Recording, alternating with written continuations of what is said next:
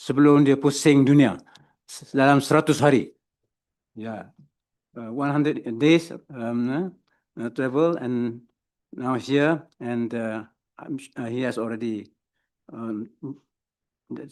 performed so many tasks already for the university. So thank you very much. Today we are going to listen to a very, very important topic. But before that, I would like to introduce him, but he needs no introduction really. So I'm going to read everything about him. It's going to take a lot of time. But just to highlight, because this is an academic event, so I want to concentrate more on that.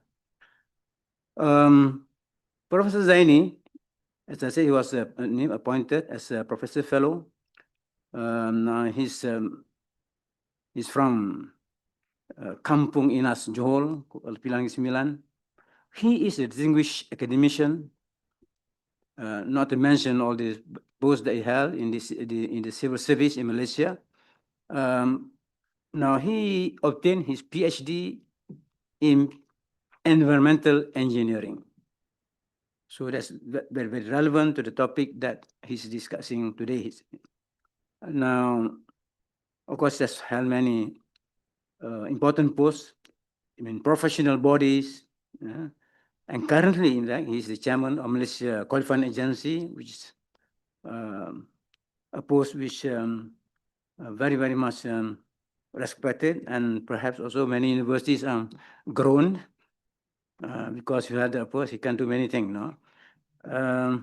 And of course, he's the president of Harvard University, Harvard Business School, Alumni Club in Malaysia, former vice chancellor of the UTM, pro-chancellor, he has served as well. So all those things. But important thing, he has won many awards, state awards, national awards, and mentioned here in connection with his academic forms, of course. He has apart from that, he has basically named as the Tokoh Mal Hijrah at the national level, not to mention the state level in Negeri Sembilan. Yeah. But he's best known for his knowledge, his expertise in environmental engineering, devoted more to what you call water and waste treatment. His books on the rivers, basically every river he knows in and out. Yeah, so he's basically pakar air, pakar unparalleled. Yeah, his contribution in the field is so much. So we have a very, very wonderful speaker whose background makes the topic they're talking about very relevant. He's going to enlighten us, and for us who are not experts in the area, perhaps he'll tell us, of course, in a clear and in a simple language for us. I know he's very good at that. So the exact topic is conversation on Islamic Ecosophy. So what is Ecosophy? Well, we listen to him. What is Ecosophy? I know I'm the student of philosophy, but now it's Ecosophy. And the subtitle is a planetary health perspective. A perspective which is gaining importance, a perspective which is now the topic talk about around in the world, planetary health. So, Professor Dr. ZAINI UJANG, I welcome you to deliver this professorial lecture. Thank you.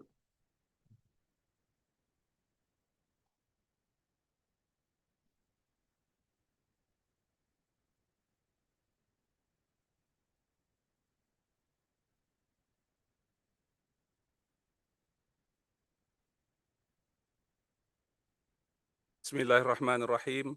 Alhamdulillahi Rabbil Alamin. Wassalatu wassalamu ala Sayyidina Mursalin. Wa ala alihi wa sahbihi ajma'in. Rabbi shrah li sadri wa sirli amri wa hlul uqtatan min lisani yafqahu qawli. Assalamualaikum warahmatullahi wabarakatuh, and very good afternoon to all of you.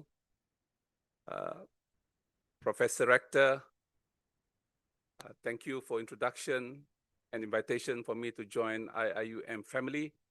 Really very fortunate and very grateful to be part of your circle. My colleagues, deputy rectors, Tan Sri Johan Jaafar, all the way. I hope you get the parking lot. Deans, professors, lecturers, students, ladies and gentlemen, allow me to speak as a student of philosophy and as a student of engineering so that I feel more comfortable to speak the subject that no one business at the moment, which is ecosophy.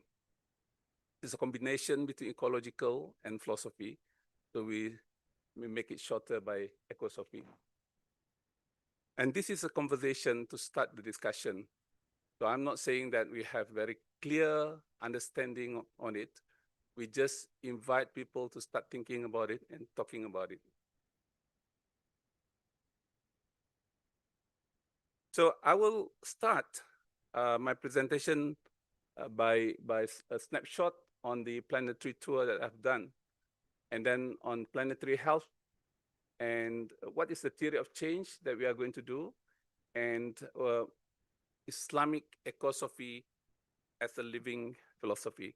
So ecosophy or ecological philosophy is a philosophical framework that combines the Greek words household and Sophia, wisdom, to mean ecological wisdom. It is a fundamental shift in human values and worldview to promote harmonious and sustainable relationship with the natural world. So let's talk about it. So I'm going to give more emphasis on the fourth item, and I think this is very important for us as Muslim now. Many of us try to understand this from ecological perspective. Zahara al-fasad fil barri wal bahr bima kasabat aydin nas yuziqahum ba'da alladhi amilu la'allahum yarji'un. Corruption has appeared throughout the land and sea by reasons of what the hands of people have earned, so he may let them taste part of the consequence of what they have done, that perhaps they will return to righteousness. So this is a very powerful statement by God. Most of us, when we talk about corruption, it is bribery in nature. But in the context of environment, we would like to investigate, we would like to understand whether it is beyond just usage of certain science and technology techniques or methodology that later can cause a lot of problems to the environment. We were discussing at the moment, the topic that I'm trying to get you into is about what's happening in the world, planetary health. One of the components of planetary health is climate change. Yeah. So many people talk about climate change because we are now at 1.1 degrees Celsius, exceeding the level that we plan to at the level of industrial revolution. It's about 1,150 years ago. So if it is exceeding that up to 2 degrees Celsius, we will expect it to have water supply affected, polar bears extinct, Greenland melts, and the rest. Yeah. So at the moment, we are having about slightly more than 1 degree Celsius. So therefore, we have a lot of things here. For example, we have coral reefs destroyed, and we can see increased earthquake. So Malaysia was not earthquake zone in the past. For many years, I'm 60 years of age, 60 years old, 60 years young. Only recently we experienced earthquake in Malaysia. For the past probably 50 years, Tan Sri Johan, you can correct me, he was wartawan. He keep on telling us what's the story of the day. I think we have, especially Johor in particular, we had no incidents of earthquake for the past probably 30 years, 20 years ago, until recently. So there's a lot of studies done among scientists to relate earthquake to climate change. The more climate change in terms of severity, the more earthquake going to happen in many parts of the world. So that's to be proved. That's to be proven. Yeah. So on top of climate change, I just want to let us know if we are with the existing trajectory, we call it assessment report number 5, published by International Intergovernmental Panel on Climate Change, IPCC. The report is called Representative Concentration Pathway, or RCP. So if you look into data like that, and the plots is after RCP, rate RCP. If temperature is higher than 0.5 and 3.5 and whatnot, you can see that RCP. But the recent report that published in 2023 was AR6, assessment report number 6. This is social economic path. They call it SSP. Yeah, so I'm using the old report because this is clearer for me. Therefore, you can understand that better. So climate change is a big thing. Today, the consequences of war, people are migrating. People become refugees, about 350 million refugees in the world now because of war. But we are expecting in the near future, more people, 7 times more people going to be migrated because they are refugees of climate change. So this is serious issue of my brother, Emmanuel from Bangladesh. He just came here, just arrived, Dr. Emmanuel, from Bangladesh. So you can ask him about the severity of flooding every year in Bangladesh. Yeah, so people are migrating from time to time. Earthquake. My forefathers from Sumatra came here 8 generations ago, most likely because of earthquake. Yeah, and then we came to from, I don't know, from Padang or Medan somewhere, then to Malaysia.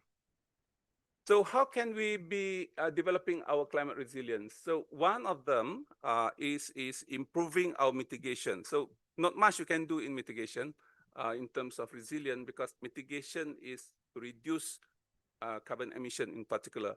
But we can do a lot of adaptation, disaster management, and flood protection and whatnot. I have my latest book that published about 3 weeks ago. The title is Banjir, flooding. Yeah, so please get the book outside. The book is for show, but please buy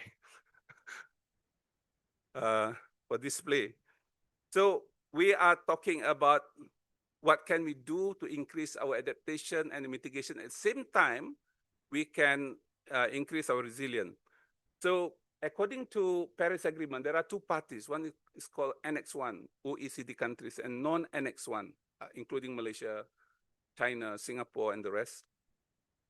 So our responsibility is mainly to look after ourselves, adaptation. Yeah, but we can also contribute to mitigation. OECD countries, they have to do the mitigation. And if they can get the partners in developing world, they can also sponsor activities by doing both mitigation and adaptation. So this is what we are doing.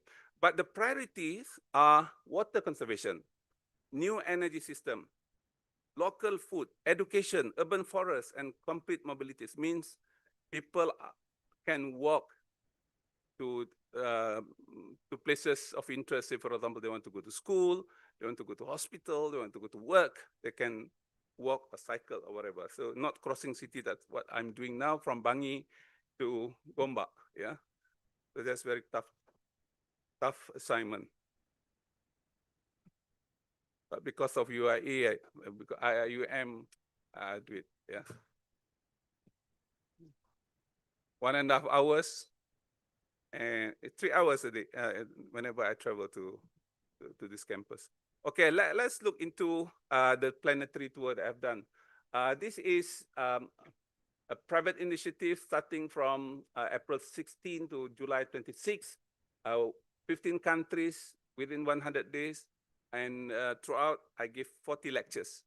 Yeah, so it's very interesting. But my interest was to meet my friend, discuss about issues and what they share with me the insights. And mainly they are in the same discipline with me. So this is what I'm going to share here and what we can do as a university. Throughout, I give 5 major topics: EcoShift before 2050, higher education, leadership for planetary health, and Ecosophy. So today is the lecture, the 5th lecture, but some additional on the Islamic component.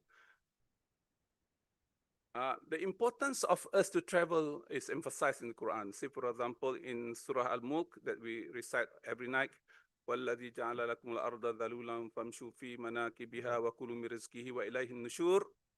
He is the one who smooths out the earth for you, so move about in its regions and eat from his provision. So you don't have to worry about your rizki. Yeah, Allah will make sure that it is sufficient for you. And to him is the resurrections of all. So it's not only in Al-Mulk. There are 9 verses in Quran encouraging us to tour the world, to look into the beauty of this creation of God. And I summarize that in one small slide. I slept on 35 beds. Yeah. Distance more than 16,000 kilometers. The distance of the world radius is about Earth equatorial diameter was about 12,700. Yeah. So I had 45 pre-boarding because of my presence in that university or institution. My friend was generous enough to offer me assistance, and the rest meeting 10 university professors, more than 100 of my friends, giving lectures, visiting rivers, writing books. I'm in plenary to the books, walk more than 20,000 steps a day, free meals. Yeah. But as a result, I have to offset with planting 700 trees. So this is the principle of sustainability. Whenever you emit GHG, you have to offset. Yeah.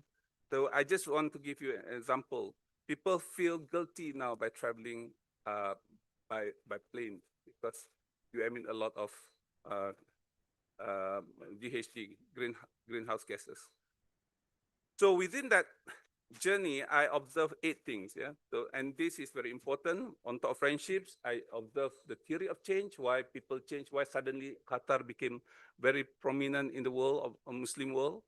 Say, for example, total factor productivity, reading, culture, academia, riverine, planetary health, and niche area. So this is what I gathered and what I discussed with my colleagues throughout the journey.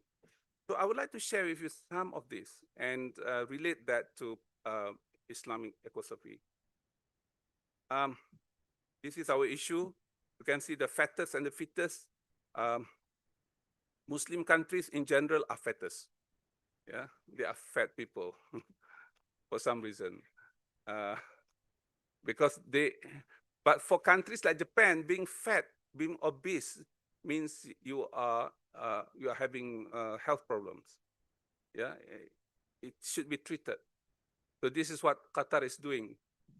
Those who are above certain BMI, you will be hospitalized, you will be treated as patient until you will be okay. Yeah, you can see that the fittest people in the world are people from Japan, people from South Korea, France, and the rest. So what I'm trying to do here to show you that those who are concerned about planet, they behave themselves, and then as a result, they become fittest in the world. Yeah, those who don't care about the welfare of the world, planetary health, they became very lazy, and some of them became very fat.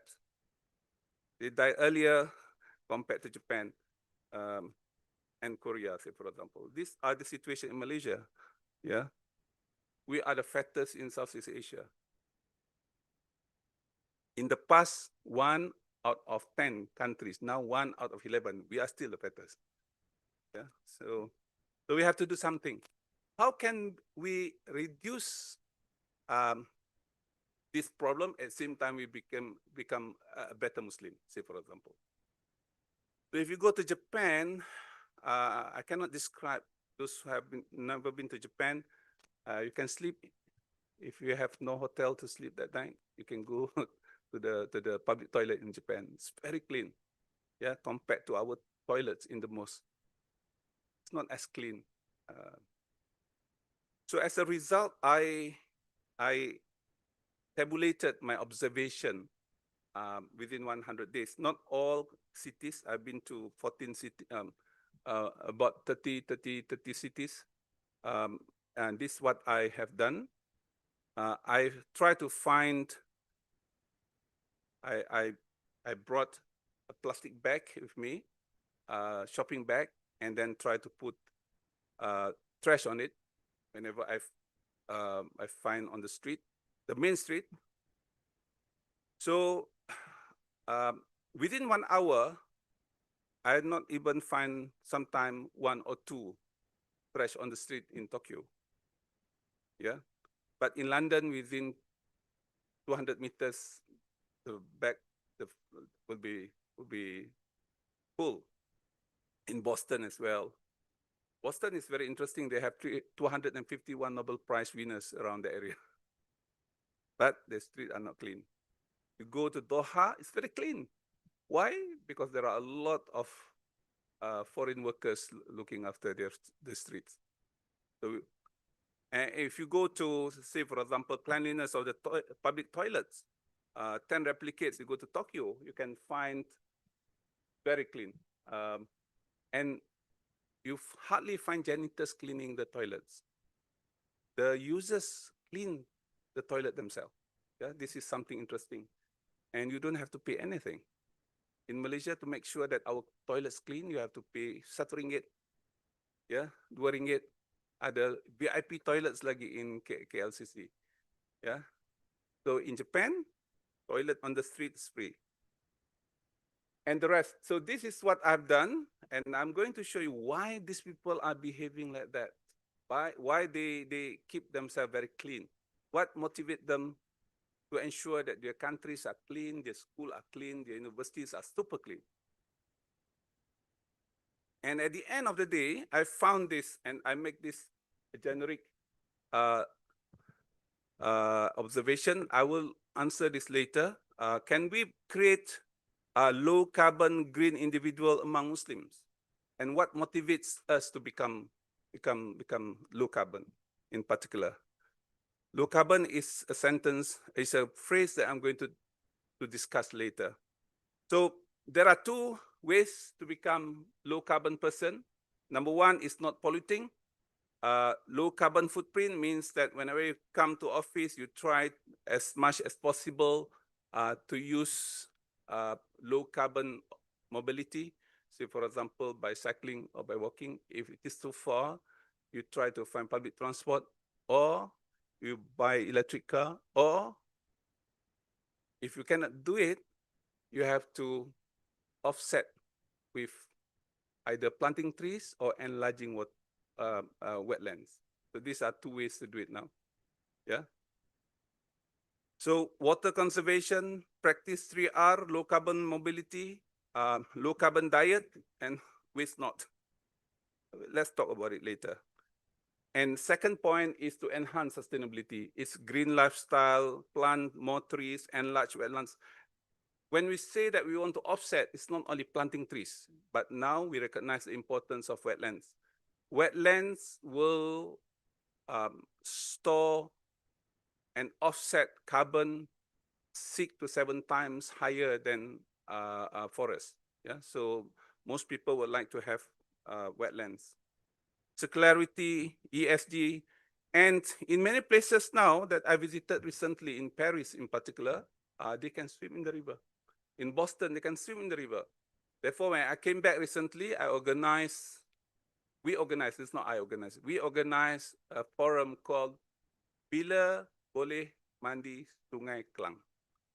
When can we swim in Sungai Klang? We cannot, impossible. The situation similar 30 years ago when we talked about the same subject in Boston or in Paris.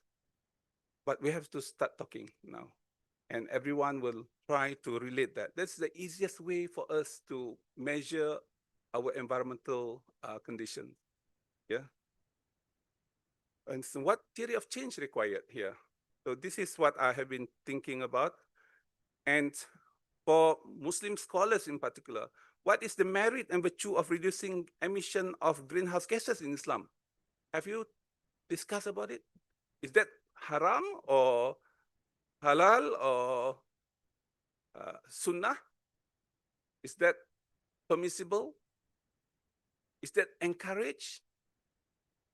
Have you start discussing about that? So this is very important for us because by 2026, there will be no internal combustion engines to be sold in Scandinavian countries. By 2030, there will be no ICE engines to be sold in the UK. It means that they ban it. So, and yet Muslim scholars are still thinking whether this is haram or halal and sebagainya. Bagi kita, it's not an issue for us now because for us, this is not a problem. Therefore, there is no issue. Greenhouse gases, nothing for us. It's only scientists from engineering faculty or from built environment thinking about it. The rest, why bother? What is GHG? That's the question.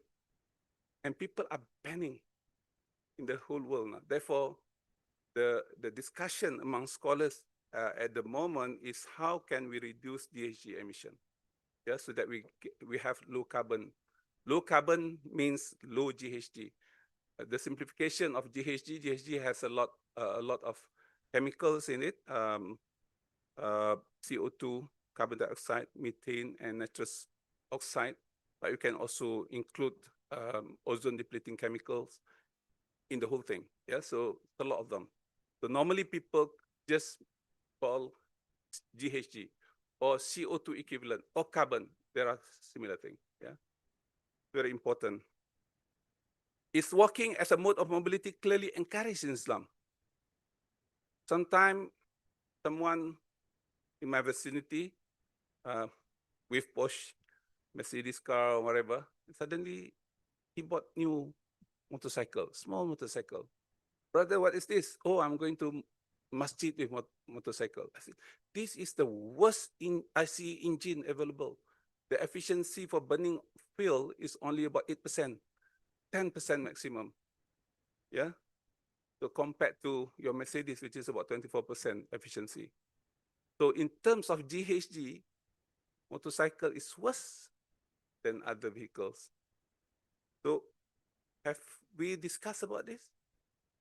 Yeah, so this is very important. And which has been more emphasized and prioritized during the act of ablution? Wudu, water conservation or repetition of washing 3 times? Which one is more prioritized? I'm not giving you answer. I'm asking you. Yeah. So we have to start to talk about it. The conversation must start now. These are what people are discussing around the world. Waste disposal or waste minimization? Minimization means you try to minimize. Disposal means if you have waste, we dispose. Keep on disposing. Yeah. Clearkan semua sampah-sampah di rumah. Buang sampah-sampah yang ada. Supaya orang simpan sampah. Yeah. So we have the words now, decluttering and whatnot, because we want to reduce and dispose the waste. So is there any religious guidance on this? Because this is very important. Without proper understanding, economic circularity will not be a reality. So there must be very clear understanding among Muslims in particular. So as a result, this is what's happening. People think that throwing is cleaning. Because I dispose, you forget how to dispose. For you, disposal is good because my area will be clean. My house will be clean. My neighborhood will be clean. So end up in reverse like this. So we are trapped in what we call linear economy. We take from the environment, natural resources, we make something, we use, we waste. And then there is a recycling economy. We take, we make, we use, we recycle a bit, and some of them we waste. And this is circular economy. When I was in Sweden recently, the issue that discussed among environmental professionals was whether we close our incinerator or not because we don't have enough waste. There is no waste coming to us. Sometimes when the waste trucks coming in your vicinity, instead of taking 1/3 of the capacity, they have only one plastic of trash because no one wasting anything because they recycle. So at the end of the day, they have to discuss whether we want to abandon our incinerator and landfill because there is no waste anymore in our society. So this is what's happening in countries like Sweden, Denmark, and Norway. In Malaysia, we are fighting because waste truck is not coming today. We have a lot of waste to dispose. Yeah, so you see the dynamic of discussion. And this is very important for us, not only waste material, but also water reclamation, waste to energy, new materials. This is guided or mainly through overconsumption. We consume a lot. Demographic shift, we migrated to places where a lot of people is already there. And because our technology is not as good, so as a result, we have a lot of this waste material. So, and then we have in our system now, green tariff. We have also imbalance cost pass-through from every 6 months. Petra will, minister in charge of Petra will announce that our imbalance cost pass-through for our electricity tariff is going to be similar. We are not going to pass through anything, as before. The increase in tariff mainly because ICPT. And now we are starting talking about carbon credit. So next year, we will start carbon credit. So this is all new things that you have to learn. People are not only putting money in banks now, but also they put their carbon credits. If I can absorb more carbon, I have an excess of carbon that I can offer to you IIUM if you need to balance your carbon, something like that. And this is the price. So throughout my career, I've done my engineering work for about 25 years, and I've written quite a number of books as well. You can see the maturity of my thinking through books that I've written. Recently, the books on Banjir that we co-authored together with my colleagues from former CASA network was my 52nd book that I published so far. So the most important book, if you want to, migration from environmental engineering, then ecological policy and ecological philosophy. During my terms as chairman of EQC, Environment Equality Council in 2009, so I found that a lot of things in Malaysia were not able to be improved unless we have a good understanding of environment, good ecological philosophy understanding. Otherwise, so easy for you to make a policy, especially policy related to technical things that people are not able to understand. Take on carbon credit. So who can explain what carbon credit is? What is the impact of carbon credit to your life? Only people who are interested on the business of carbon credits interested on it. Yeah. So that's what I have in mind. So towards 2050, inshallah, I'll be concentrating on it. The most important book, I think, if you want to follow my thinking pattern, is Ecosophy. Yeah, this very important book. And Ecosophy give birth to 40 hadis pelestarian alam sekitar, give birth to Japanese Ecosophy, give birth to water and sewerage management in Malaysia and the rest. These are books available outside. Yeah. You can look into it. Okay. This is from my observation. There are three phases before we reach into Ecosophy. First, what we call regulatory compliance. In Malaysia, our environmental related laws started in 1974. Environmental Quality Act was enacted in 1974, related to urban planning and the rest related to environment started in 1974. Why? Because Americans started in 1972. They taught us and whatnot, so we learned from them. Yeah, 2 years later. So the first improvement was regulatory. This is on environmental management to reduce pollution and disaster.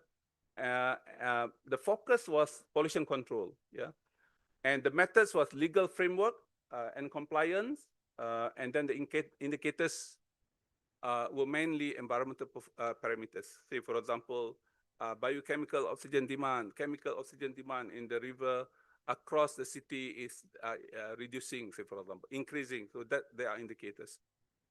Our air pollution index, API, is increasing, so we cannot go out this week and whatnot. These are all environmental parameters. And then we entered into a situation where people are more concerned beyond environmental parameters. They are thinking about risk.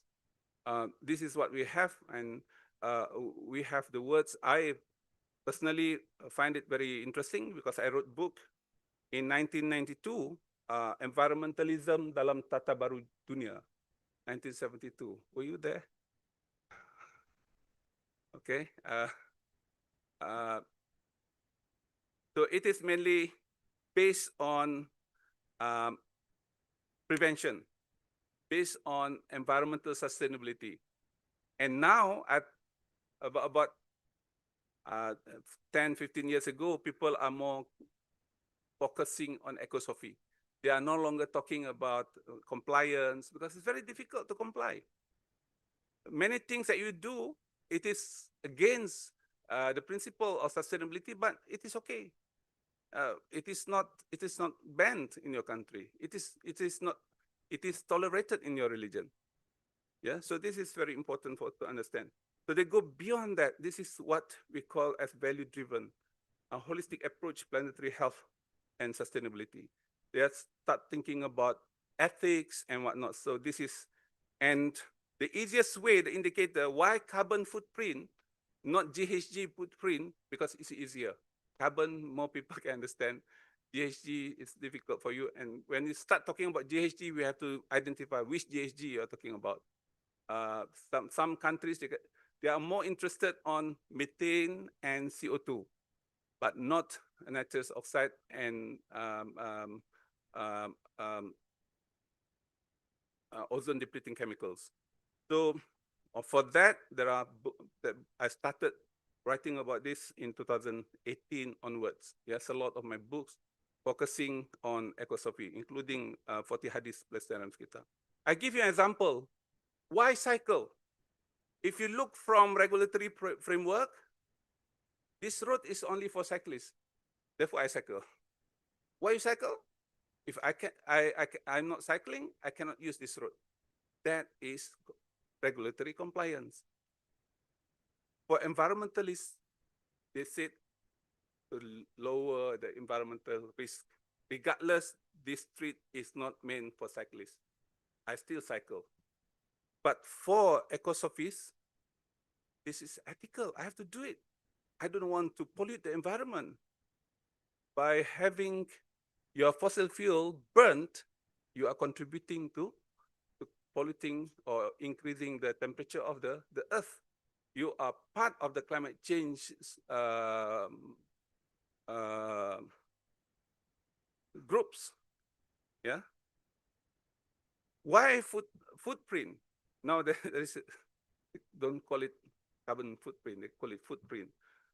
Regulatory, this restaurant only serve low carbon food. Therefore, I had to do it. Yeah, otherwise I cannot sell here. So that's the answer by regulatory compliance. But for environmentalists, they will say that this is environmental risk. For Ecosophy, this ethical. This is where I want to put halal. Yeah, if we don't put halal, you do it very difficult way, and suddenly you find it, this is halas, nothing to do with God. Why you are doing this? Because of, yeah. We know that inna salati wa nusuki wa mahyaya wa mamati lillahi rabbil alamin. Whatever we do in life must be for the sake of God. Yeah. So therefore, what I'm trying to do is to shift the conversation not purely on human values based into beyond that. So say for example, why you are cycling? Because this is what is encouraged in Islam. But since there is no pronouncement, no teaching about cycling or walking in Islam that we can follow, only in food at the moment, because it's halal. Why you are cycling? This is halal. This is Sharia compliance mobility. So from Western perspective, there are 5 levels of, I think this is my observation. You can read my book, so this is all scattered in my book. Yeah. The first framework was Judeo-Christian tradition. And this is very popular until Industrial Revolution. And then what is now very prominent in Western civilization is anthropocentrism. Yeah, this is human-centered values. And the focus is on sustainability focus for human needs and resource allocation. And then biocentrism, biocentrism is on life. It's not only human, but life, animals, plants and whatnot. And then ecocentrism is eco-centered. It is, what is the difference between bio and eco? Eco means everything interrelated. Yeah, so it connected to each other. Whereas in biocentrism, these are the people who are going after harimau, going after tapir, going after apa tu, penyu, yeah, turtles. And for them, turtle is everything. For them, harimau is everything. If you save harimau, you save the world, something like that. But for ecocentrism, for example, yeah, you need few animals here and there, but we need other things as well. Yeah, but human is the center. And Ecosophy is more than that. It's ethical driven to reduce ecological risk and carbon footprint. So I give you an example and why Muslims should be active and proposing our views here. Otherwise, people at large, say for example, now among Muslims, there are people who are practicing vegan dietary. They're doing very many things in life impossible for us to think about. Say, for example, they cycle to work 20 kilometers. Why you cycle? Because I'm part of this human-centered anthropocentrist. Yeah, so because they do it for that reason. If, say, for example, they understand this is what encouraged in Islam, so that is different in terms of proposition. So there is an article which is very important for us to look at, but you don't have to read this article. I can give you the brief.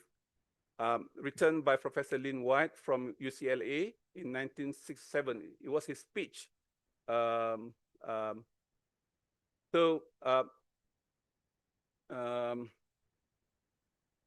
modern environmental crisis stems from anthropocentric worldview embedded in Western tradition, particularly Christianity. He argues that Christianity's destruction of pagan animism and its emphasis on human dominion over nature, combined with Western notions of progress and the rise of science and technology, fostered an attitude of indifference and exploitation towards the environment. We've suggested that addressing the crisis requires a fundamental shift in worldview, proposing Saint Francis of Assisi as a potential model for new, less human-centered ethic. Less human-centered ethic is not human-centered. Yeah, this is a summary, and since then a lot of people are talking about this article. So carbon footprint is the total amount of greenhouse gases produced directly or indirectly by a person, organization, event, or product. So for example, carbon footprint of IIUM. So we have to calculate, and then we have to offset with planting trees or enlarging wetlands. Often expressed as carbon dioxide equivalent, there are formula I don't want to show you. The measurement includes other climate warming gases such as methane and nitrous oxide. Methane is very prominent in waste management. Waste sector produces 9% of GHG in Malaysia. The more treatment you have for waste materials, the more CO2 and methane and nitrous oxide will be produced. The job of waste manager is to convert from solid waste into gases. Yeah, the form of pollution. So it's not the pollution is not in solid waste. It's a form of GHG. So in Sweden, this is started in Sweden. There is a phrase called flight shame. If you fly more than twice a year, you should shame yourself because you are polluting the environment. You shouldn't make, oh, where are you going? Oh, I'm spending holiday in Japan, in wherever. You should shame yourself. You are polluting the environment. So that's happening. In Sweden, I have a friend by the name of Monhanser and few friends, Gustav Olsson. These two great scholars were my co-authors for the past 30 years. Probably 60%, 70% of my articles written with these two gentlemen. Suddenly, Gustav decided not to come to Malaysia. He spent twice a year in Malaysia. From 2005 when he retired, he said, "Zaini, I am now retired. I am free to do research and to do teaching. Yeah, in the past, I have to serve my institution." So he traveled during summer and winter, twice. Each time not less than 1 month. So suddenly he reduced to one. I said, "Gustav, what's wrong with you? You don't like Malaysia?" "No, like shame."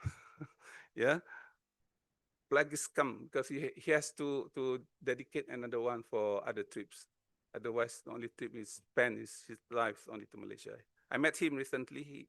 He is still energetic at the age of 85. Still writing books, still writing articles.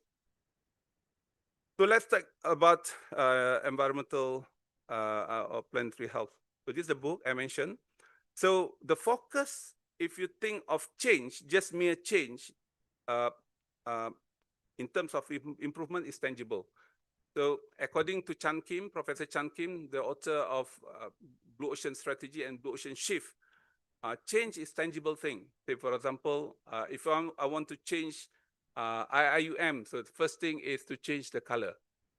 The appearance should be better. So people say, "Oh, he make change because now we have new color of the university, new painting, blah, blah, blah." Yeah. But from transformation perspective, it is systemic. You change the system. But from Ecosophy or Ecoshift, you change the culture. People are behaving differently. Not the appearance, not the physical thing, but the people. Yeah. When you talk about targets, it's not betterment, but holistic. The target is holistic. It's not only for you to cycle, then you can reduce your GHG emission, you can improve your health, you are no longer the fattest in the campus. you have become the fittest in campus, at the same time you dapat pahala. At the same time you get rewards. So this is holistic. Focal point is not result, but outcomes. And what is important, the environment. It's no longer parameters, say for example, API, air pollution index, but we are talking about planetary health. So this is big thing. Planetary health is look like a person. You want to make sure that whatever problems you have, sickness you have, is to be treated proper. Begitu juga dengan dunia ni, dengan bumi. It must be treated. So then I recently, I think before book on banjir, Professor Zulkifli Muhammad Yusuf from University Malaya and I wrote a book on Tafsir Maudu'i on river. So you can find you can just look at the book so see how we do it. So planetary health is an overlapping between health sciences and natural and physical sciences in terms of discipline of knowledge. Yeah, so in the past you have to learn agriculture,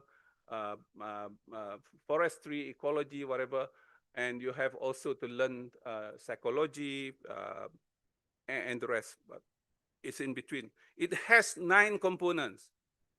Climate change is one of the components. And we have on top novel entities. We have, say, for example, now endocrine disrupting chemicals, available bioplastic that we have. So this is all novel entities. Stratospheric ozone depletion, I mentioned earlier, ozone depleting chemicals is also GHG. Then we have also atmospheric aerosol loading, ocean acidification, biochemical flow. So I spent a lot of my time on water related to phosphorus and nitrogen management. You can find that easily in agricultural sector. Your fertilizing material consists of mainly substances of phosphorus and nitrogen, but also in wastewater, in stormwater, you have phosphorus and nitrogen.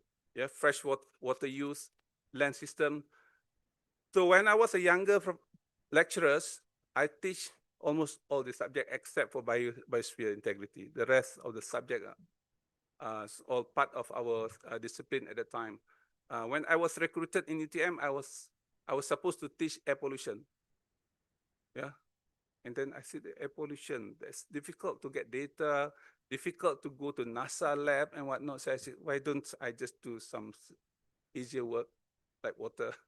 Yeah, instead of thinking about ozone depletion and whatnot. So the person that promoted the idea of planetary health is Johan Rockström from Stockholm Resilience Institute. I met him recently. He was recently appointed as co-director of Potsdam Institute of Climate Impact Research in Germany. And he's very interesting. We are the same age, same discipline. When we studied for his PhD, I studied for almost same. We were talking about phosphorus and nitrogen. So we know each other very well. And 3 weeks ago, he was named Swedish Person of the Year, 2025. Yeah, so it's a very remarkable person. There are not many, only 10 million of them.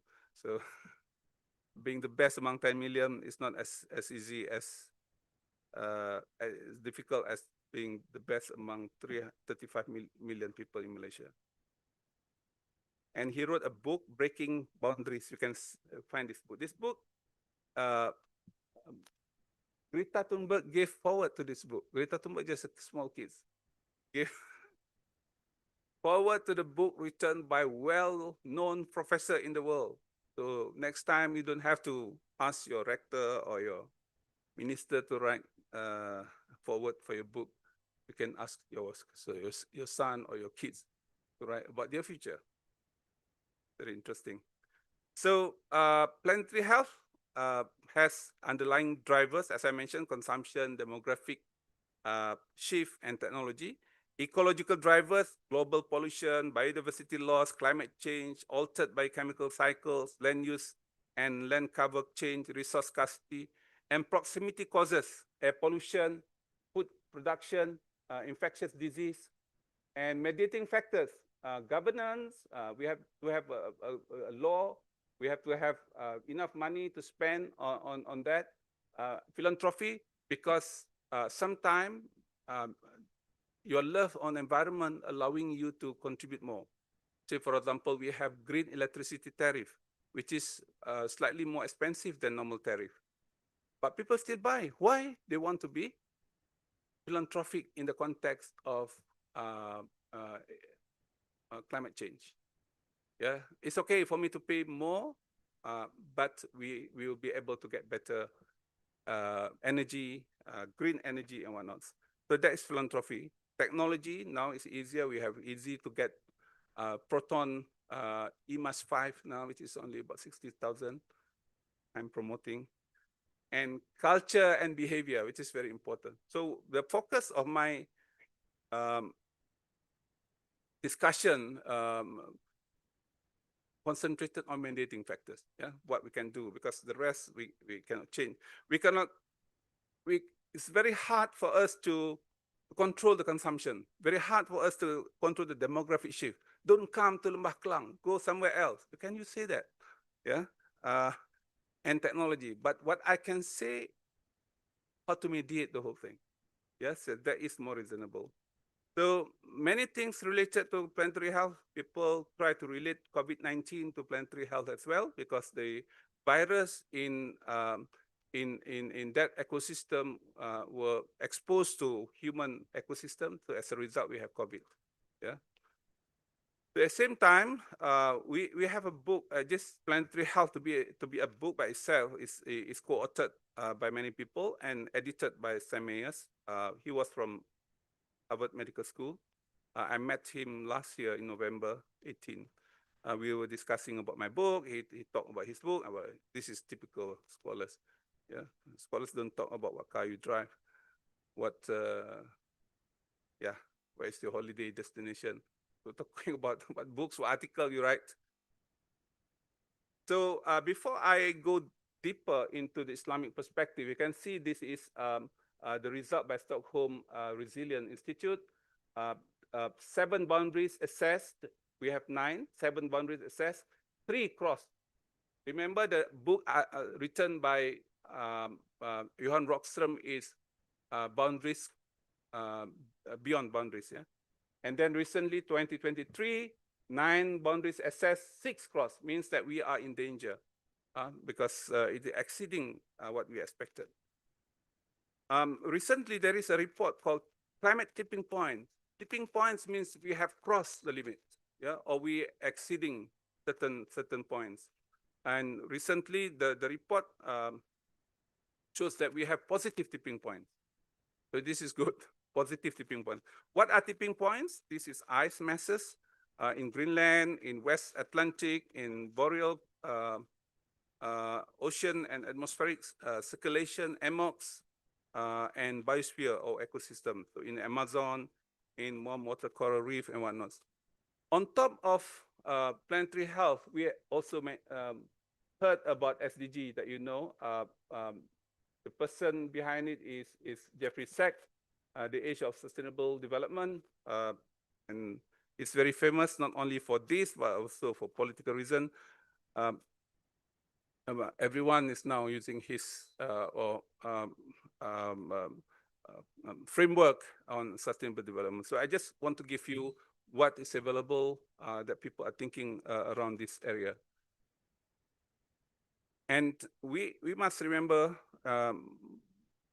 the world has been created and it is in balance situation with parameters and limits. الشمس والقمر بحسبان والنجم والشجر يسجدان والسماء رفعها ووضع الميزان ألا تطغوا في الميزان. I don't really find the Malay translation promising to explain the context that we are talking about, because it's referring to neraca keadilan, jangan melepas tentang neraca itu. It's not as good translation as in English. The sun and the moon move by precise calculation, and the stars and the trees prostrate, and the heaven he raised and imposed the balance, and that you not transgress within the balance. So it's clearer. there are balance we have to obey, to respect. So my question, Islamic way of life in post-modern, post-normal time. You know post-normal time? I don't want to explain. Professor Fauzan and our rector has mentioned about post-normal time many times. So I don't want to repeat what they have done. Yeah, so I just make assumption they have done it. Okay. So what is the position of Islam on mobility? What is the perception of Islam? These are big things that we are doing. You cannot say that this is nothing to do with Islam. Yeah. Islam is very comprehensive. It encompassing almost everything in life. So this is the bigger thing. Spend your life. I spent 3 hours today to come to this place. Yeah, in mobility. So I have to explain in mobility. Yeah, and we use a lot of energy to come here. Yeah, and I have to eat something. Economically, and what is the sustainability look like? And what about poverty, social security, productivity, and salary? If you go into ESG, this is the component of S, the social. E, environment, S, social, G, governance. And this is the governance parts, the global community, planetary, and this is where I think the Madani concept should be understood in the proper manner. So it's very important, and this must be addressed properly and must be current in terms of understanding and relevance. I give you an example. If you drive alone to your office, you produce 404 grams CO2 per mile. If you carpool, so you have about 230. If you take public transport, it's half of that. But if you walk or run or cycle, 0.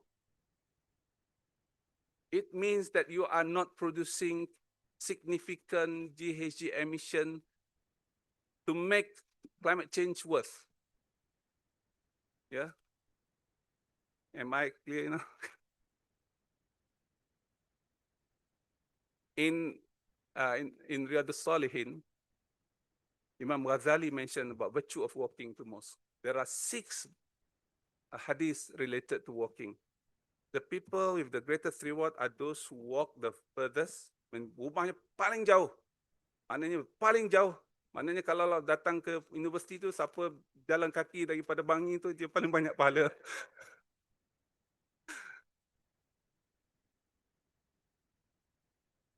Then the next furthest, yeah, this is Imam. This is mutafakun alaih. It's agreed upon. So it means that the act of walking is prescribed in Islam, but it is limited to going to mosque. It's not going to school, it's not going to your workplace, it's not going to kindergarten, not going to shopping mall and something like that. So we have to think about it very seriously. So let's talk about what action required. So I think we can, from systemic point of view, there are 4 things to do. One is green lifestyle, low carbon society. Green lifestyle is individual, low carbon society is overall. Circular economy, which is big because it requires different framework altogether, yeah, and corporate ESG. Let's look into green lifestyle, cycling. There are countries in the world now giving you allowance for cycling to work. Recently, I was in Belgium.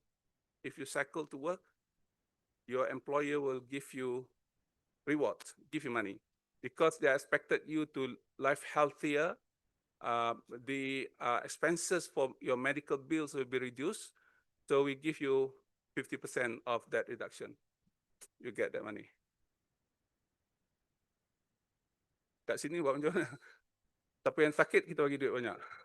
Jadi, so they reward those who are trying to become healthier.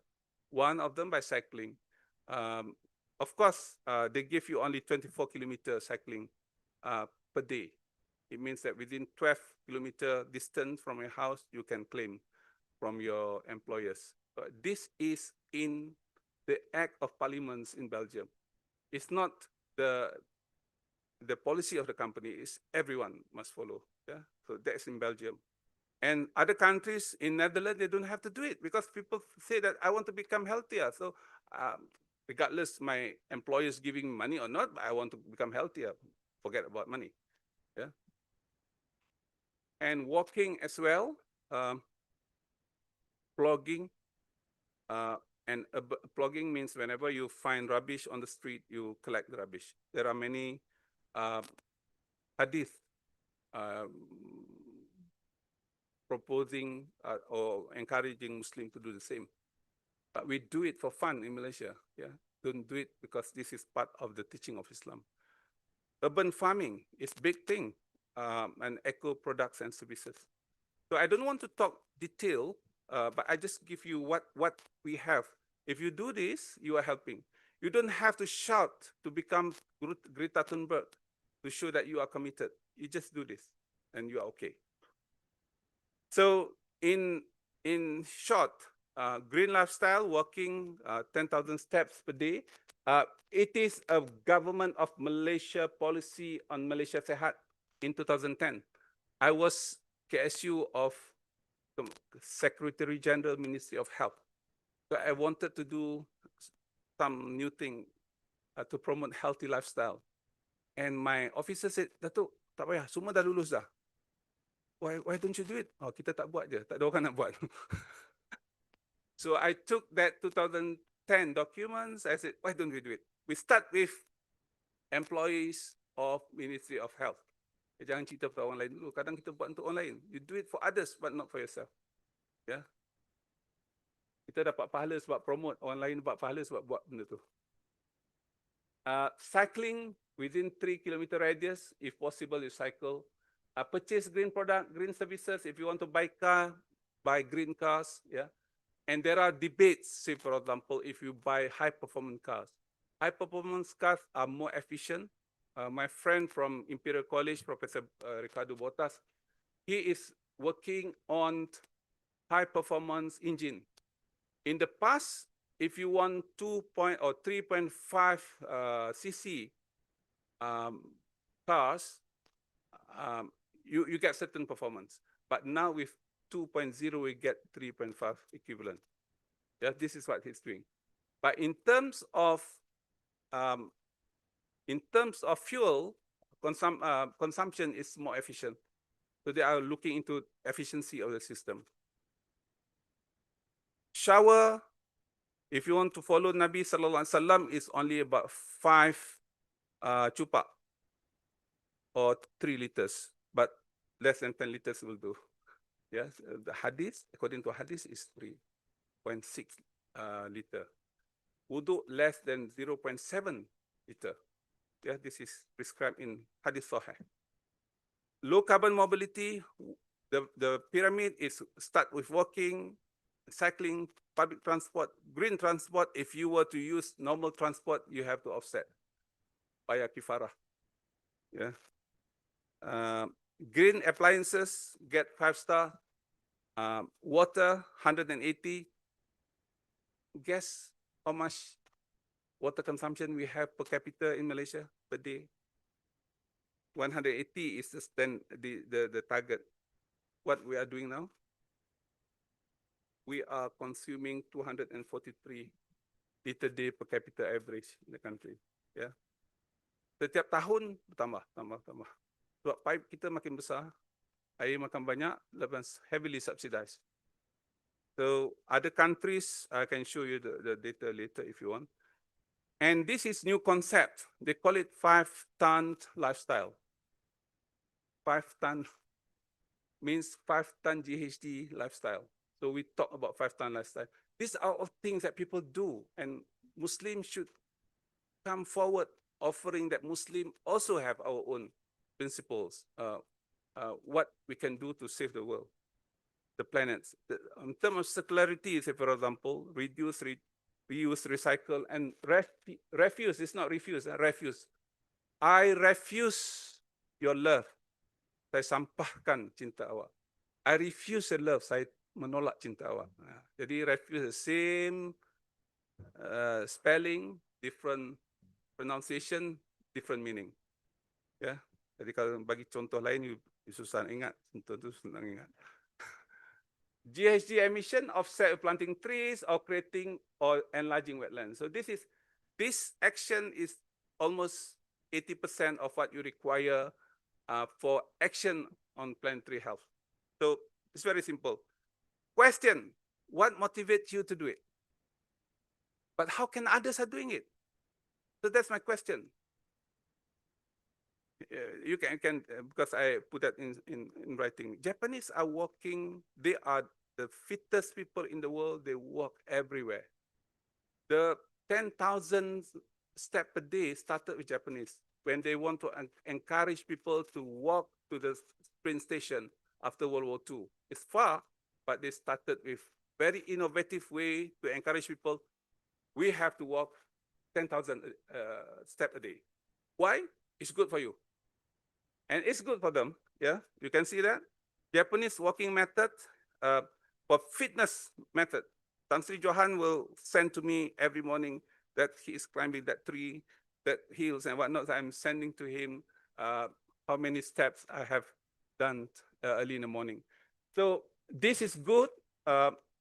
And low impact exercise means that you can do it until the age of 92 or 93. Suitable for all ages, beneficial for cardiovascular health, endurance. And as a result, you can see that Japanese have been problem now because not many of them would like to die easily. By the age of 100, they still have 95,000 people alive. And they are healthy. Recently, a person by the age of 102 climbed Fujiyama. Yeah. I told my colleagues, we are hardly to imagine that we can climb our Katil at the age of 102. Azan, we stop for a while.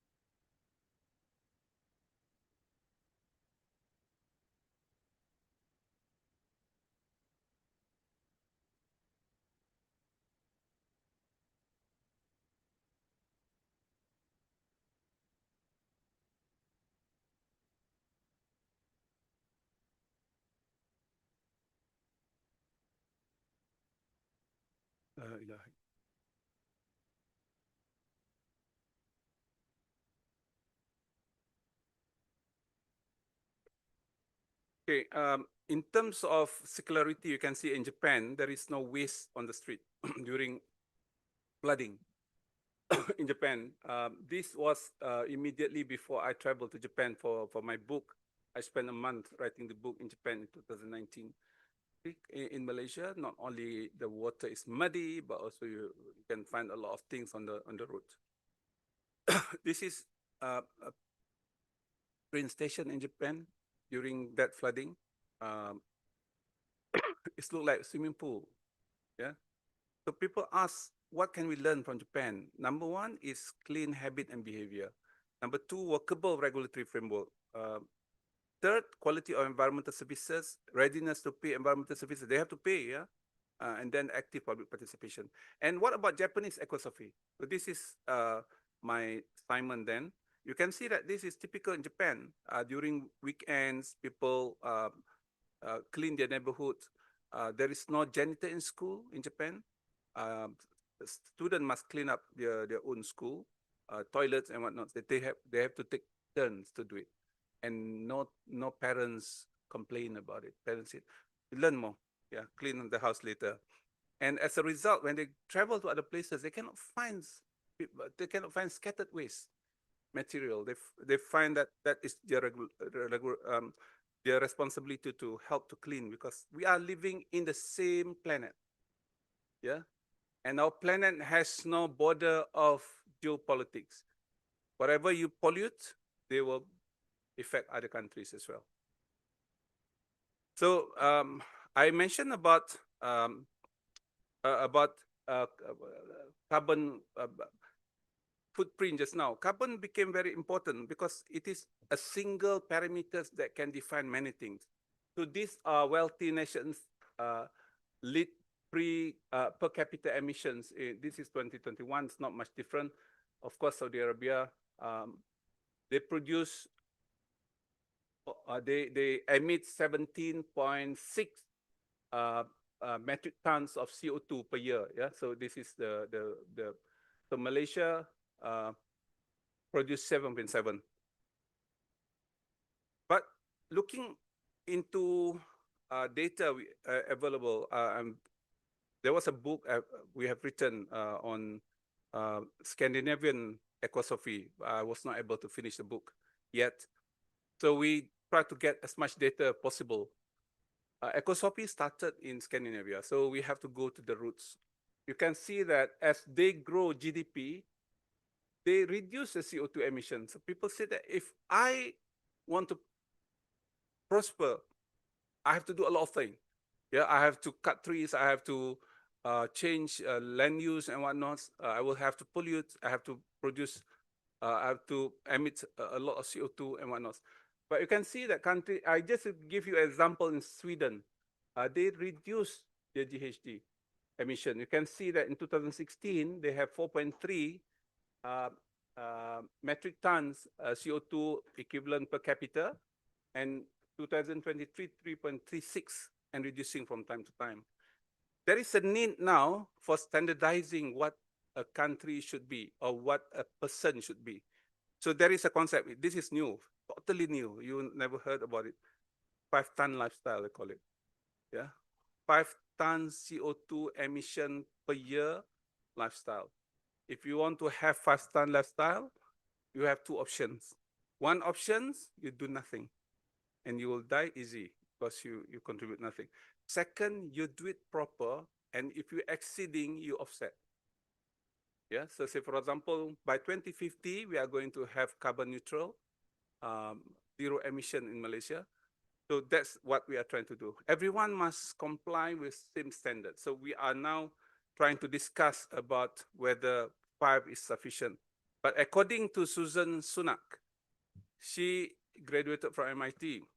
And in 1995, she wrote a thesis on carbon emission, the first time on inventory of carbon emission. So she mentioned about, she was the first, I have to quote her, her thesis in 1995. 5-ton lifestyle. Yeah, now became very popular. If you go to UK now, we were talking about 5-ton. In order to get 5-ton, there are 3 things that we have to do. Number one, we have to change the base load of our electricity. Fossil fuel, coal or gas will not do. Yeah, so the only option we have is to increase our waste to energy. Second, fusion energy. Solar is not stable. Whatever you have additional for solar, you have to have reserve for non-solar. Yeah, because solar during this time, the rainy season, you have zero solar into the system, into the grid. So this is the Japanese people who judge on the way to Jamarat. They collect rubbish. Started about 6-7 years ago. So when I traveled for my Hajj in 2018, I circulated this and I asked my colleagues that doing Hajj at the same time, can we follow this Japanese? And many of us doing that. Yeah? And some of us, despite dia kata bukan kerja aku ni, ni ada pekerja sampah dia lah buat kerja, apa pula aku lah buat kerja. Japanese never ask that question. Whenever you find rubbish on the street, it is an opportunity for you to do something good. Yeah, it's not siapa nak buat kerja ni, sepatutnya orang mana dan sebagainya. This is, if from Muslim perspective, we have consensus among our ulama, say for example, this is good things, this is encouraged. Ramai orang kutip sampah. Tak ada sampah negeri kita ni. Ya, because kutip sampah tu sama pahalanya macam tak tahu apa. Ya, dicarilah mana. So clean sweep, Malaysian pilgrims show faith, we fight against litter. Ni masa itulah tahun 2018. Okay. So I told my colleagues, why don't we do it? This one, yeah. Jadi started from that year, Malaysian pilgrims showing the way forward. Okay, let's finish this session by the theory of change, not only on environment, but also in education. This is what I do whenever I change ministries and whatnot, health system, organization, and whatnot. So based on this book, this book is very classical because it started with slides that I improved from time to time. So each page was a slide by itself. Then I gathered that, became a book about 200 pages. And then Japanese Ecosophy and 40 Hadith Planetery kita. 40 Hadith, the second edition, is about 600 pages. 600 pages, yeah. Very thick. So whatever we do, we must have in mind three things. One, what structure we want to do, what strategy, and what culture we want to cultivate. Structure means how we can organize the whole thing. If you want to organize IIUM to become better university, so what structure require? So we need rector of certain qualification, we need professors of certain profiles, and the rest, what new departments you want to introduce, what new old departments you want to abolish and whatnot. And then the strategy, what we try to do. Yeah, so this is very important. Sometimes your strategy is head-to-head like Trump's doing. It's not very productive in many ways. And what culture you want to cultivate. So then you bring change. So in terms of culture, it's like a tree. Values are the roots. So we are talking about Ecoshift, Ecosophy. You are talking about the roots. What kind of roots you want? Attitude is the main trunk. Habits are the leaves. Behavior are the fruits. And it makes the whole culture. Sometimes the fruits are not good because that season is not as good or less fruit. So behaviorally, you produce less, say for example. But don't worry, as far as you have good habits. So in order to do things, we have to plan. In order to say for example, to ask people to clean Malaysia, to make Malaysia a clean country, or to make Muslim as the pioneer of anything clean in Malaysia, we have to plan. And we have to strategize. Appropriate technology, what these indicators require, what shifting levers require, and we have to implement. And that requires a lot of initiative. And from time to time, we have to improve. This is only organizational domain, yeah, that can produce a set of outputs. But at the same time, to transform, we have to hit the people, hit the personal domain. And personal domain has, as I mentioned earlier, 4 things.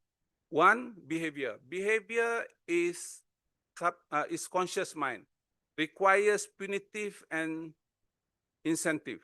You do this, you get this. Yeah, you write papers, you get promoted. You have no PhD student, you will be degraded, something like that. That is behavioral, and people follow that behavior. But habits is more than that. This is subconscious, and habits require no punitive or incentive. Therefore, people in Netherlands, they don't have to have incentive to cycle to work, but people in Belgium require the incentive to cycle to work. Yeah, and then it became culture, and then it became irreversible. So this is very important. Some people, they only operative in their country. They go outside the country, they behave differently. Yeah, that is not what we need. We have to have DNA. So how to do it? We have to inform. Many of us, whenever we want to do things, we inform. But what is also important is to consult, to involve people, to collaborate, and to empower. This is what we call public participation, 5 levels of public participation. I want to be very quick here because I have many examples if you want. Yeah, Japanese, say, for example, before they ask just to, okay, when I was in Japan for my research for Japanese Ecosophy, we went to a book, we went to a textbook in Japan. We tried to find for 10 years education. They have 12 years, but 10 years, 9 years education. We tried to find chapters related to cleaning environment, doing things good for planetary health. Out of probably about, the book is probably about less than 1 meter thick, the textbook, only 17 pages dedicated to environment. Yeah, only 17 pages. And I asked the teachers and the professors, what makes the Japanese can change very easily? They said they have to do it. They have to make it habitual. You do it in school, say for example, you clean school every day, you will be acclimatized. And cleaning school, cleaning premises are part of your life, yeah, DNA of your life. So this is very important. We do nothing, ground zero. We do something by infrastructure, say for example, awareness and education. But what is more important in order to get that done culturally and with resources available is by public participation. Encourage more volunteerism and targeting lifestyle. Therefore, 5 tons is not 5-ton policy. It's not 5-ton act. It's 5-ton lifestyle. That's what this started in countries like UK and Scandinavia. Yeah, so they want to introduce new concepts that that in relation to the action towards planetary health. Okay, if you do the first part, it's only on policy matters. Yeah, if you do that in education, it's educational policy. If you want to go beyond that, you need the Ecosophy. Yeah, Ecosophy must be very strong. People must know why they do it and what's the reason they do it. Yeah, many of us in education, say for example, we try to transform our faculty or our departments. We find it difficult because we're focusing on policy. We are not focusing on the philosophy part. So this is very important. I just want to go very quick because we don't have much time. How to do it. This book was launched by Sultan Nazrin, and that's keuntungan jualan. Siapa yang hari ini menyumbang pada buku ni, saya akan bagi kepada UIA. Ya, buku ni sahaja tahu, bukan buku lain. The cost of this book is 120, but for today it's 100 ringgit. Yeah, and everything going to UIA endowment, because the spirit of this book is public participation. At least if you are not able to do things, you are able to do the education part. Okay, and in the book, the focus For sustainability point 4 is on carbon footprint. The growth is called green growth. The governance is lifestyle. The infrastructure is value-based. The framework is holistic, as I mentioned earlier. But in Japanese, they call it motainai. They cannot use the word carbon footprint because in Japanese, carbon is too technical. And I believe the same thing happened in Malaysia. They have the concept of kaizen. Motainai means waste not, no waste. Yeah, that's motainai. Kaizen means continuous improvement. Kami means gods. When I did my interview with Professor Saburo Matsui from Kyoto University, he said, "Zaini, Japanese people are more religious than you. Why? We have 8 million gods. You have only one God to pray." Ya, dia ada 8 juta Tuhan. Tuhan di mana-mana, Tuhan pokok itu, Tuhan sungai ini, Tuhan everything, they have gods for it. Yeah, therefore they are afraid to do bad things. Infrastructure in Japanese is called wa. Wa means seimbang, balance. The present emperor associate his period as Reiwa. Rei is beautiful, Wa is seimbang. Jadi for Japanese, they don't use hijrah or satu lagi. After Chris ni panggil apa? Masihi. Yeah, they use tahun pertama Rewa, tahun pertama pemerintahan seseorang maharaja itulah, equals to berapa tahun Masihi. And then the framework of Ikigai in sustainability point 4 is holistic. But I think we have a better for Muslims.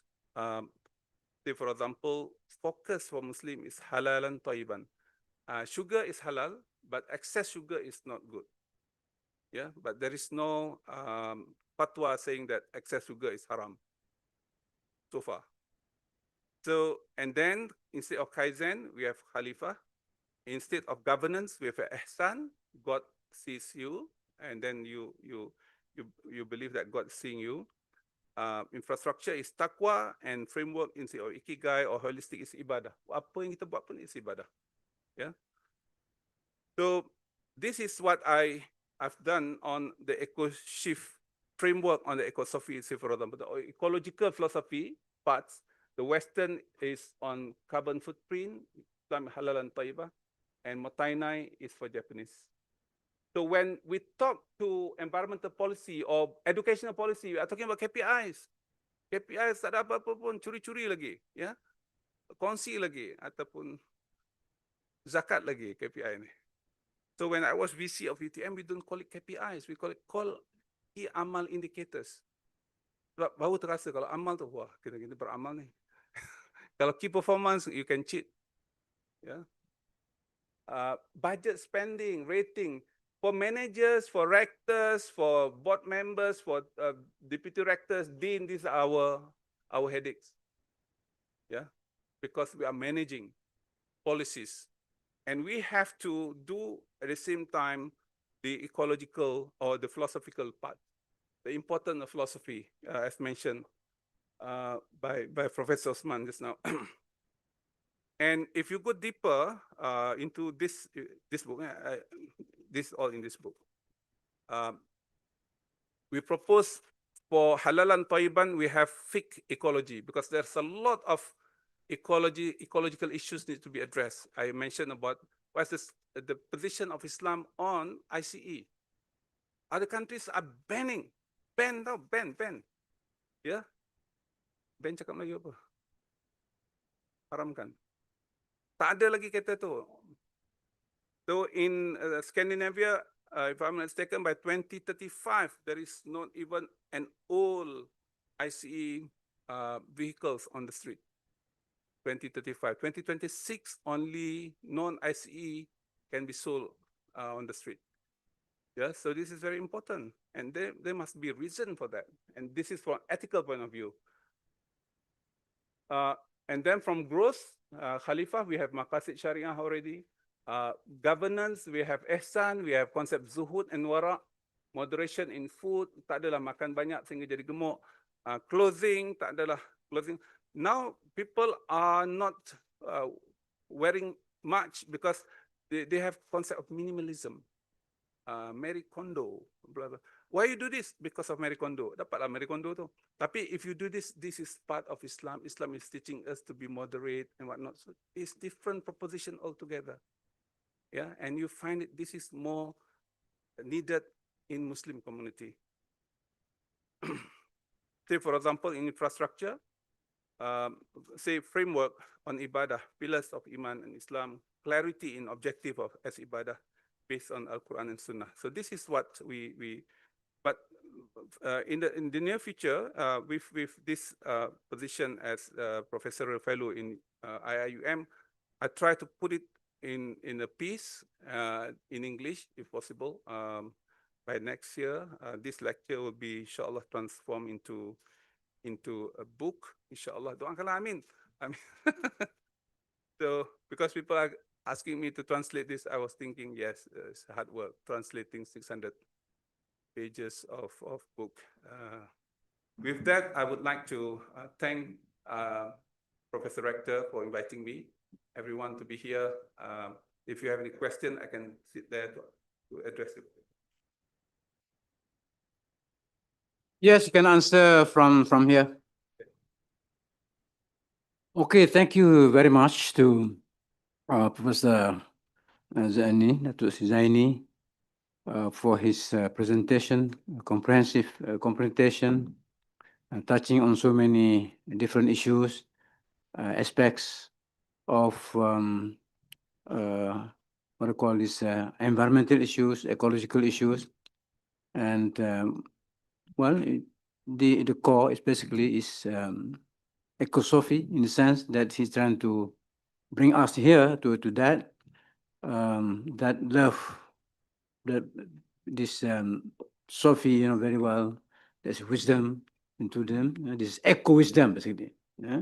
This eco-wisdom, and actually, those who know the word eco, the origins of the word eco, and understand the meaning, corresponding a very close correspondence to this echo is Tawhidic. Yeah.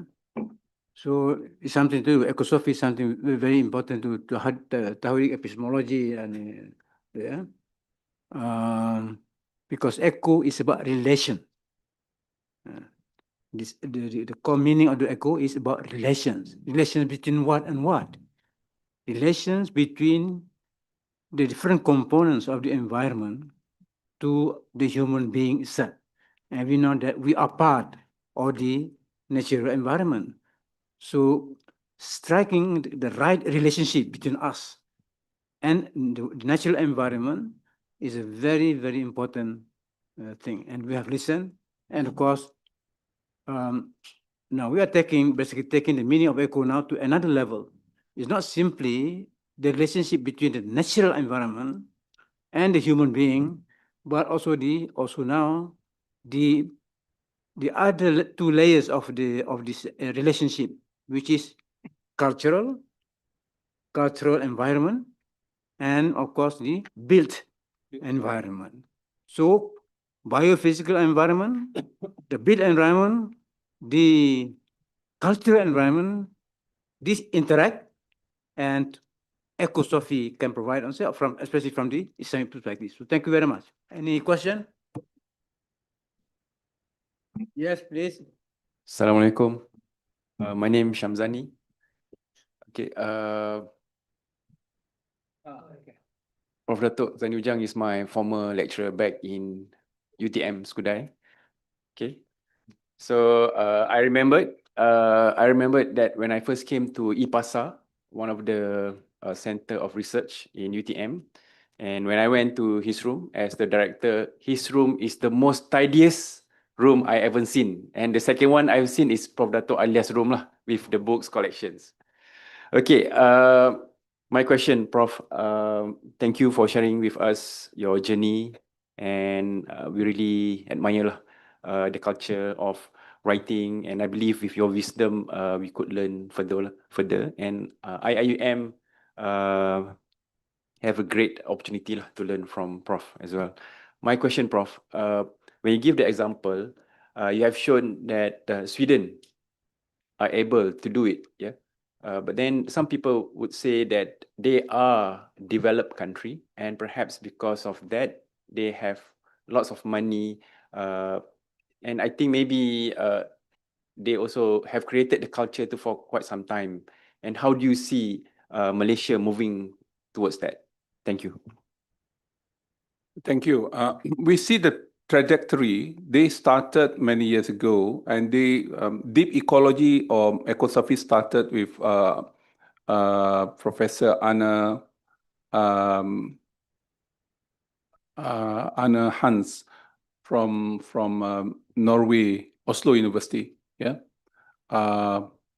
that's number one. They started thinking about it. Not only from Norway, but also from Sweden and Denmark. They are Nordic countries. These three countries, they are the same stock. Not many people. It's only about 20 million of them.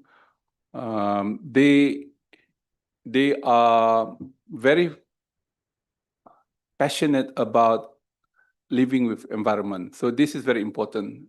They are different. In terms of carbon emission, India has less, 2 tons per person, because they cannot pollute. They have no money to pollute. Yeah. Nigeria is about 2.5. What we don't want, they are at that level because they can't afford to buy cars. If they buy car, only one car. My house, we have 6 cars. Yeah. Itu pun satu kereta anak saya sewa, kalau tidak 7 cars sekarang. So we can do it, but they choose not to do it. Yeah, there are people. Okay, going back to the rationale. The rationale, we have to understand what is our task and what is the goal. That's very important. And the other thing big, they are relying on nuclear energy as their baseload. As former KSU of Energy Ministry in charge of energy, I have to tell you this. Yeah, what we do at the moment on solar is not baseload. Baseload is the energy required at any point of time, 24/7. Yeah, this is called baseload. So we have baseload about 36% of the energy that we have in the country. And our baseload at the moment is relying on coal. 36, baseload 36, yeah? Normally that's a baseload we have for a country like Malaysia. Their baseloads, I'm talking about France, Netherlands, France and Sweden in particular, their baseload are nuclear. So indirectly, their baseloads are carbon emission free. And then the rest, they supplement with wind, with solar. Solar cannot be baseloads because solar are unreliable. All sustainable energy except nuclear are not reliable. Means that they are depending on weather conditions. For wind, during calm day, no wind, no energy. Solar during rainy days, at night, no energy. Yeah, so in order to get that 36%, it must be stable energy. So the stable energy that we have in many places in the world consists of 3. 1, nuclear. 2, gas. 3, coal. Yeah, so these are baseload. And the rest are just, they call it peaking energy. So your question, why they can do it? Because they have almost 0 emission for energy. whereas in Malaysia, we have a lot of energy from non-sustainable energy base loads. Yeah. Okay, and Ya, Datuk. sorry, jangan susah sangat. Masuk soal apa kan? Datuk Sri, I would like you to address two little concerns that I have. Number one, of course, I would like to congratulate you on your 100-day travel and lecture. But certainly, we would like to believe that you are not the Thunberg lady, Greta Thunberg of Sweden, who refused to fly, but you went to 15 countries, slept in 35 beds, and the total length of your journey was probably about 35,000 kilometers, 16,000 kilometers. But basically, you see, this is the whole paradox of the whole thing. And you are, we would like you to be the messiah of environment, talking about, issues that we should be addressing. But yet, is there any way that we can address this matter? For instance, a plantation company destroy 1 million hectares of jungle, but allocated something like about 20 acres for proboscis monkey. And we talk about ESG, environment, social, and governance. How shall we address this matter? And for instance, we talk about, lowering our O2,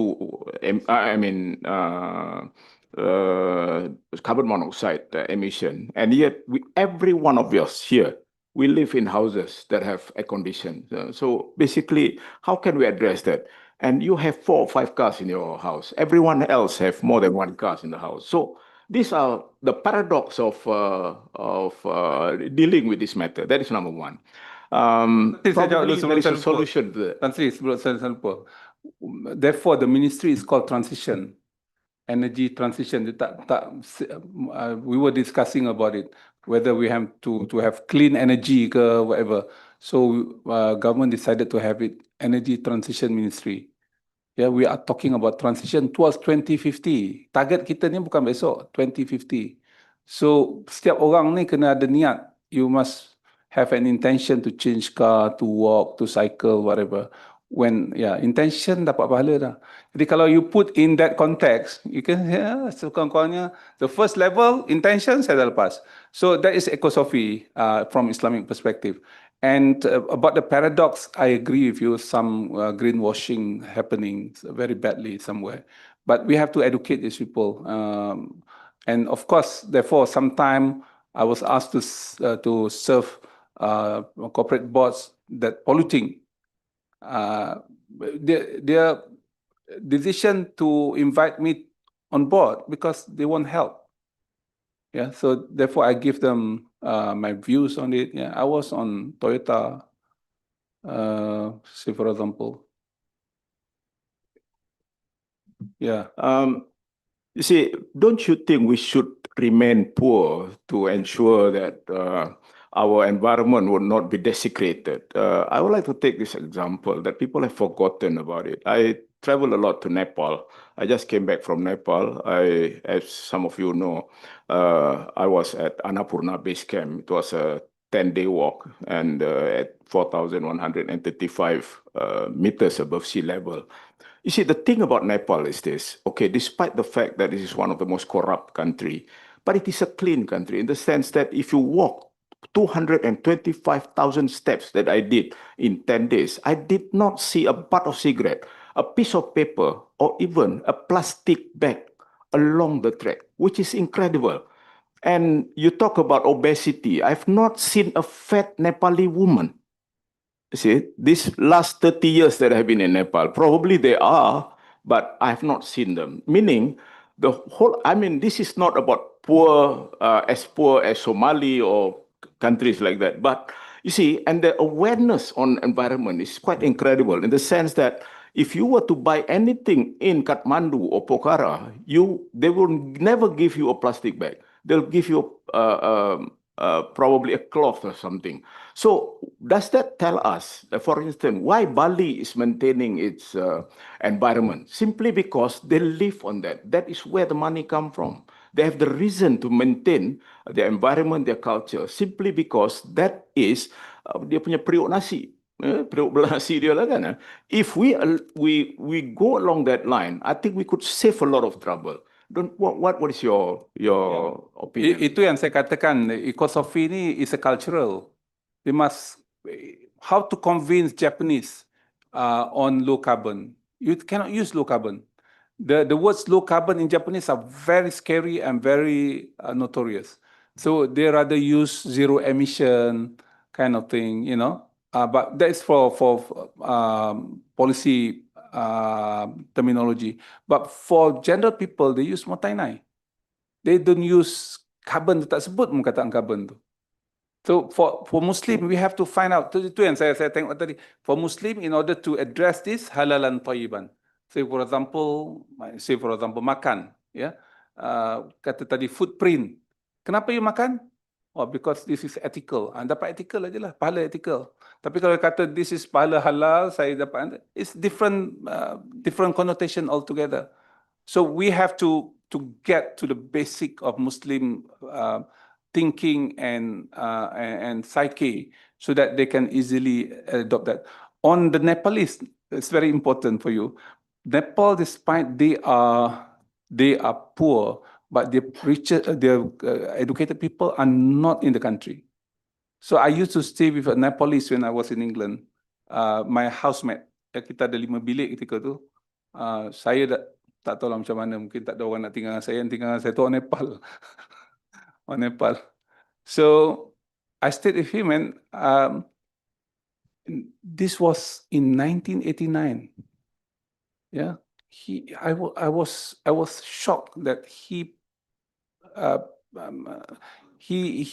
able to practice the highest level of environmental sustainability lifestyle that we at the moment trying to adopt in our country. Sebab dia kata this is how we live. This is how we live in our country. Dia masak, dia share dengan orang. Masak sikit lebih, dia tak buang. Kita lebih.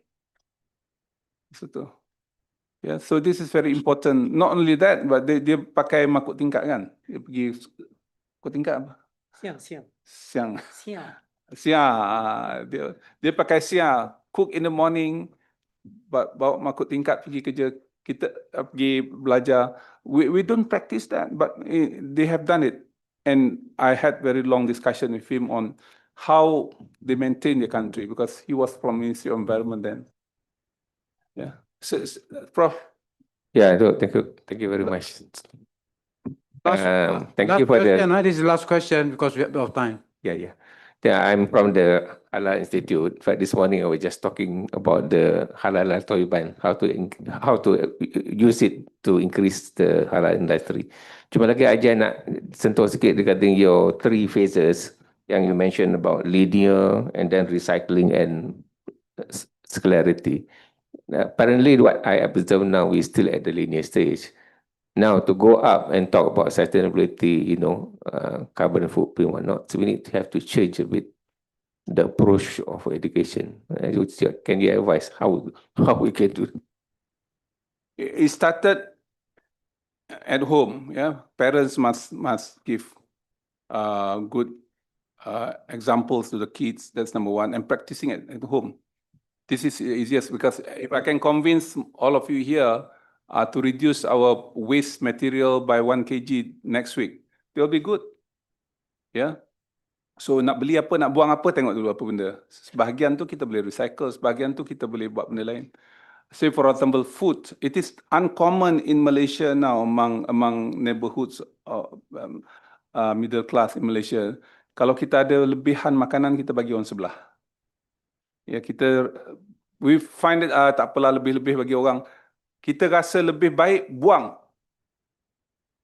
daripada bagi orang. That's wrong. Not only wastage, but we undermine the importance of sunnah Nabi sallallahu alaihi wasallam. Sunnah Nabi, kalau orang berbau makanan kita tu, kita kena bagi. Ya. Jadi, I think if we can understand Islam and what we are trying to do on Islamic ecosophy, make it more comprehensive that people can relate to. Whatever we do, that now we call it just a good practice to live on green lifestyle. We say this is the best way to become Muslim. Ya, bukan Muslim tu being a good Muslim not only semayang tarawih and semayang tahajud and witir sahaja. Yeah, do other things also part of Islam. So we expand the understanding of Islam from ritual perspective into lifestyle perspective. What they are trying to do from Western ecosophy perspective, they are going to target lifestyle. Kenapa you buat macam ni? Kenapa you minum kopi? Oh, this is lifestyle anak muda. Something like that. It's more powerful than this is regimented. This is compliance with the law. Wallahu alam. Terima kasih Rector for inviting me. Assalamualaikum warahmatullahi wabarakatuh. Thank you very much, Professor. Unfortunate that we cannot have more time for questions. But I would like to take this opportunity on behalf of the university to thank you. This is the first in the series of lectures by the holders or by the professor fellows. So far, the university has appointed 7 professor fellows. They are mostly from foreign universities. Inshallah, we'll arrange the next lecture.